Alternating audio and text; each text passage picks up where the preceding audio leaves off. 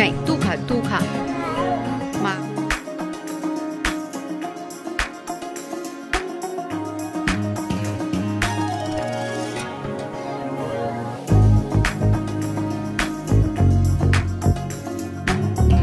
हाय नमस्कार मंडळी, कसे आहात? आशा करते सगळे मजेत असणार. Good morning to all of you. सकाळची सुंदर सुरुवात या बाळापासून झालेली आहे. सकाळी सकाळी उठल्यानंतर याचा आगाऊपणा लगेच स्टार्ट झालेला आहे. आंब्याचा रस होता तो घेतलेला आहे त्याने वाटेमध्ये आणि अजिबात म्हणजे पीत नाही आहे आणि सगळं असं हाताला लावतोय आणि असं सगळीकडे त्याला शिंपडायचं आहे मस्त त्याला, म्हणजे फक्त त्याच्यासोबत खेळायचं आहे. इथे आजी म्हणजे माझी आई जी आहे त्याला ओरडत होती, कशाला हे करतोय, कशाला लावतोय. लगेच त्याला सांगितलं मी मारू का तुला, तर तोच आजीला मारायला जातोय. परत आईकडे येऊन मला 3 दिवस झालेले आहे आणि वेळ जो आहे तो कसा निसटून जातोय हा त्यातून कळत सुद्धा नाही. कारण लहान मुलं घरात असली आणि वेळ जो आहे तो अजिबात आपल्याला म्हणजे मिळत नाही.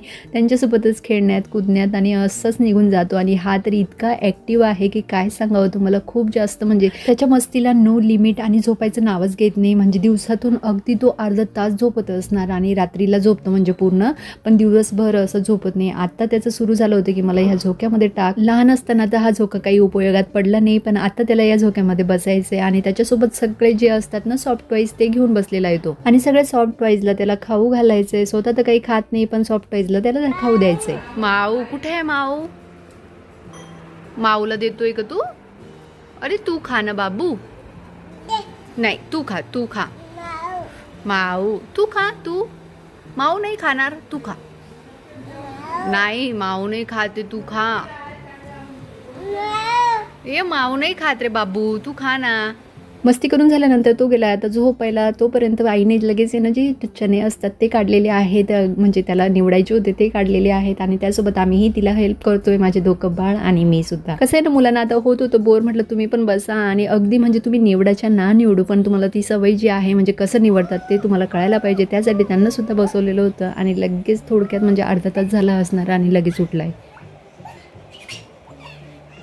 संध्याकाळ झालेली आहे, चहा वगैरे घेतला आणि लगेच निघालोय आम्ही आमच्या हॉटेलकडे. थोडं रस्त्यात कामं होती ती सुद्धा करून घेऊ आणि लगेच म्हणजे तिथूनच हॉटेलला जाऊ. हॉटेल जे आहे अगदी म्हणजे 15 मिनिटाच्या अंतरावर आहे आमचे म्हणजे घरापासून ते हॉटेल. जास्त दूर नसल्यामुळे केव्हाही जाता येतं. आणि आजचं जेवण जे आहे संध्याकाळचं आम्ही तेथेच करणार आहोत, त्यामुळेच आम्ही निघालो होतो. आणि थोडं कामं जी आहे अजून होतीच म्हणजे ती करायची होती. ॲक्च्युली ना आईला साडी घ्यायची होती मावशीसाठी, लग्न आहे त्यांच्याकडे, तर अगदी 15 दिवसात आम्हाला परत गावाला जायचं आहे, तर त्यासाठी तिला साडी हवी होती, तिला देण्यासाठी ती बघूया म्हटलं.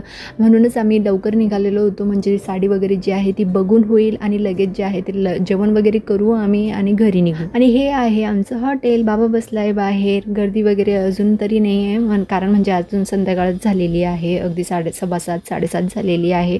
तोपर्यंत गर्दी नसते. 8:30 नंतर जी आहे ती गर्दी व्हायला लागते इथे. मुलं लगेच पळत पळत गेली नानाकडे. नानाचं आणि त्यांचं प्रेम जे आहे ते इतकं आहे की काय सांगावं तुम्हाला. लगेच म्हणजे इथे येण्याचं त्यांचं मेन कारण जे असतं ना, बाळ आणि नाना असतं, त्यांच्यासाठीच ते धावत येत असतात.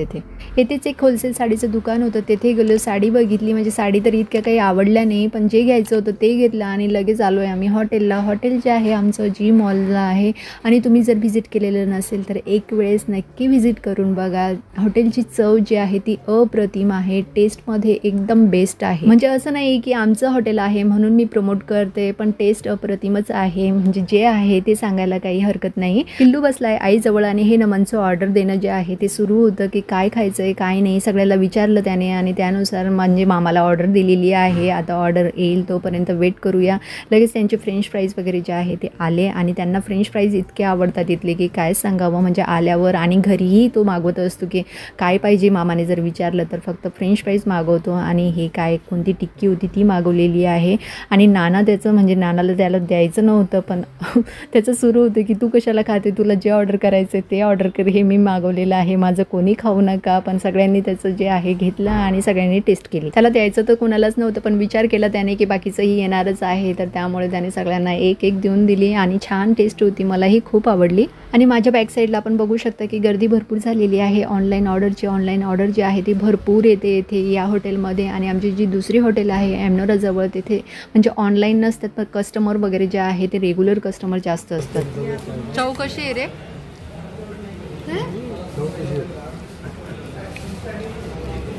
भारी